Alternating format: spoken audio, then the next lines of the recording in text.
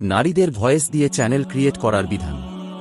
প্রশ্ন: মেয়েরা কি অনলাইনে বিজনেস ভয়েস ব্যবহার করে পণ্যের মান, গুণাবলী বলাটা জায়েজ হবে? উত্তর: নারীর প্রতি শরীয়তের নির্দেশনা হল সে যেন প্রয়োজন ছাড়া এত জোরে কথা না বলে যে তার আওয়াজ গাইরে মাহরাম অর্থাৎ যাদের সঙ্গে বিবাহ বৈধ পর্যন্ত পৌঁছে যায়।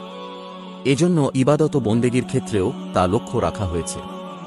যেমন আজান দেয়ার দায়িত্ব নারীদের দেয়া হয়নি, কারণ আজান উঁচু শব্দে দিতে হয়। নারীগণকে সকল নামাজের কেরাত নিম্নস্বরে পড়তে হয় ইত্যাদি। অতএব মহিলাগণ সাধারণ অবস্থায় তাদের কথাবার্তা এমনভাবে বলার চেষ্টা করবে যেন তা নিজেদের পরিসর পর্যন্ত সীমিত থাকে।